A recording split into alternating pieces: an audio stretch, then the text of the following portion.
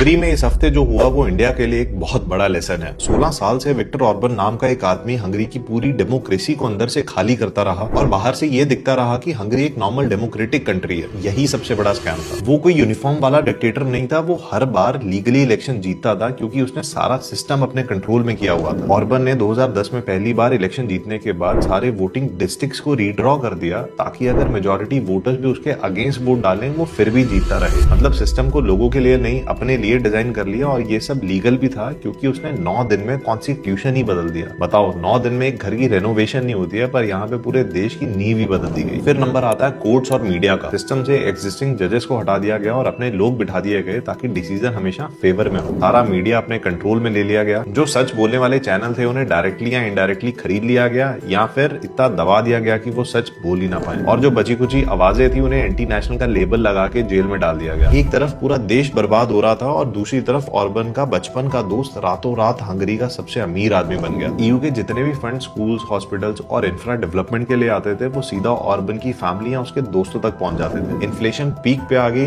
Employment का बुरा हाल हो गया, देश का बेसिक इंफ्रा फेल करने लगा और फिर आया वो हथियार जो हर अथॉरिटेरियन लीडर यूज करता है जब बाकी सारी चीजें काम करना बंद कर जाती हैं। रिलीजन। ऑर्बन ने खुद को क्रिश्चियन वैल्यूज का रक्षक डिक्लेयर कर दिया। माइनॉरिटीज को विलन बनाया गया, एलजीबीटीक्यू को पब्लिक एनिमी बना दिया गया और देश में कल्चरल वॉर स्टार्ट कर दी गई। आइडिया सिंपल था, लोगों को आपस में लड़ाओ ताकि सरकार से कोई सवाल ना कर पाए। और हैरानी वाली बात यह कि ये फॉर्मूला उसके लिए वर्क भी किया। ये बंदा और इसका प्लेबुक इतना पावरफुल बन गया कि डोनाल्ड ट्रंप ने बोला Viktor Orban is a fantastic man. JD Vance personally war के अंदर इसका इलेक्शन कैंपेन करने हंगरी तक पहुंचा। लेकिन फिर हंगरी में ऐसा कुछ हुआ जिसकी ऑर्बन ने उम्मीद भी नहीं की होगी। रिकॉर्ड वोटर टर्नआउट हुआ, इतने लोग निकले कि रेग्ड डिस्ट्रिक्ट्स भी काम नहीं कर पाए और 16 साल बाद ऑर्बन को आउट कर दिया गया। क्योंकि जब लोग जाग जाते हैं तो कोई नैरेटिव काम नहीं करता है। ऑर्बन के 16 साल का हंगरी ने फाइनली जवाब दिया।